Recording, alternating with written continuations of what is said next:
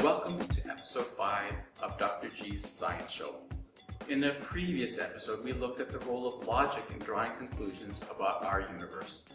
Frequently, however, rather than on logical arguments, we humans draw on emotions to make choices. What exactly are emotions? According to Merriam-Webster's dictionary, emotions are a conscious mental reaction, such as anger or fear, subjectively experienced as strong feeling, usually directed toward a specific object and typically accompanied by physiological and behavioral changes in the body. More often than we realize, we make decisions based on how we feel or how we think we will feel in the future. This episode explores the role of emotions in our choices, actions, and beliefs. In science history, there are many examples where emotions played a detrimental effect on outcomes. In 1996, NASA scientists declared that a meteorite originating from Mars and discovered in Antarctica contained polycyclic aromatic hydrocarbons, magnetite, and iron sulfide, suggesting that bacteria existed on Mars 3.6 billion years ago. The implication that life existed outside of Earth was billed as one of the most important discoveries in human history. Later, however, traces of the amino acid found in the Mars rock were also discovered in the surrounding Antarctic ice. And rocks from Earth's moon, a place where no scientists believe life exists, also contain the same compound, casting substantial doubt about the significance of the discovery. In this case, emotional exuberance led to a premature conclusion. Greed and ambition can also work its way into science. In 1981, a Harvard researcher was discovered to have faked data in a heart study, and further investigation found that most of his 100 published articles were fabricated. In 1985, a University of California at San Diego School of Medicine researcher altered data, lied about his methods, and co-opted prominent scientists to include their names on his articles to give his work credibility.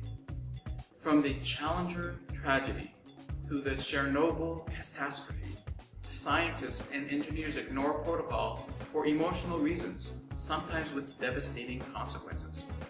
It is no wonder then that popular culture portrays emotional decision-making as disadvantageous in comparison with rational decision-making. Scientific method tries to eliminate bias inherent in emotional decision-making, but as hard as scientists try, they can't entirely.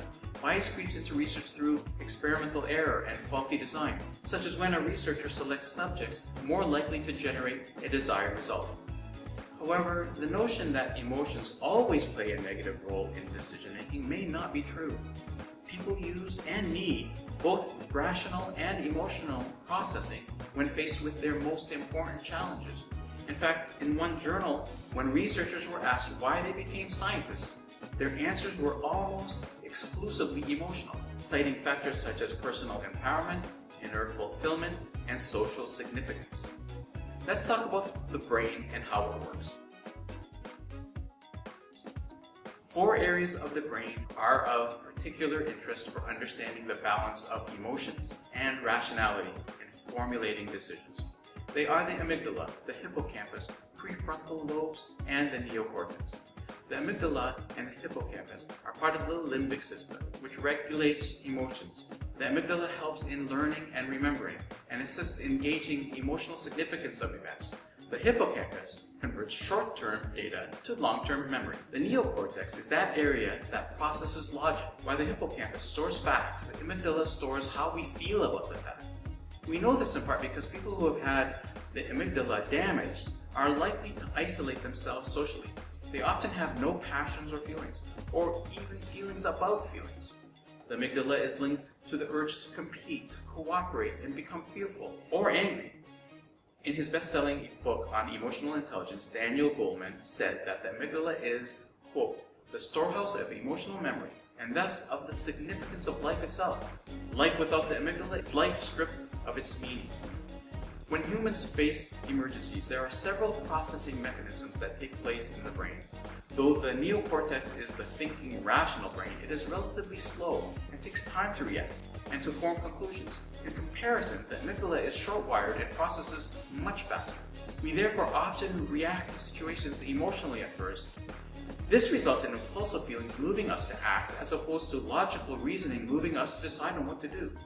The the amygdala also triggers the secretion of norepinephrine via another area of the brain's limbic system known as the hypothalamus, making us more alert, fixing our faces in fearful expressions, freezing unrelated movements that our muscles had underway, speeding up our heart rate, raising our blood pressure, and slowing our breathing. Norepinephrine and epinephrine, commonly known as adrenaline, surge through our bodies at times of emotional stress, cause us to remember events with emotional significance much more readily than those memories without emotional context. In other words, the more significant the original provocation, the stronger the memory imprint. Later, the more intense the arousal, the faster the recall. A key drawback of this process is that sometimes the feelings in reaction to an event are out of date with present-day rational understanding. Pattern matching in the amygdala between the triggering situation and past events only has to be loosely similar. If just one key element of the new experience and the emotional memory is the same, the amygdala may quickly call it a match without confirming it with more data elements, sometimes causing us to respond in outdated ways. Additionally, many potent emotional memories date back to childhood trauma or neglect, sometimes making our responses nonsensical. Thankfully, our brain has an emotional manager in the prefrontal lobe, which helps us decide if we should react more emotionally or more rationally. And as long as this area of the brain works properly, emotional and rational intelligence can be harmonized for optimal decision making. This is important. Patients with ventromedial prefrontal cortical damage cannot create emotions and have difficulty with simple decisions like what color socks to wear or the best time to schedule an appointment. Further studies of people with ventromedial injuries show differences in responses to moral dilemmas such as whether to save many people at the cost of one innocent. Tension exists between rational cost-benefit and instinctive emotional decisions. And these people were unable to arbitrate them. In 1994, Dr. Antonio Damasio proposed the somatic marker hypothesis that says a vast array of our daily decisions are actually decided both emotionally and rationally. Even when we think the decision is rational, the actual choice is probably also emotional. That concludes part 1 of Dr. G's science show on the topic of emotional decisions. Next episode, we will show the advantages and disadvantages of emotional decisions, how emotions are necessary for human survival and advancement, and how they affect both our highest order religious beliefs and our bigotry.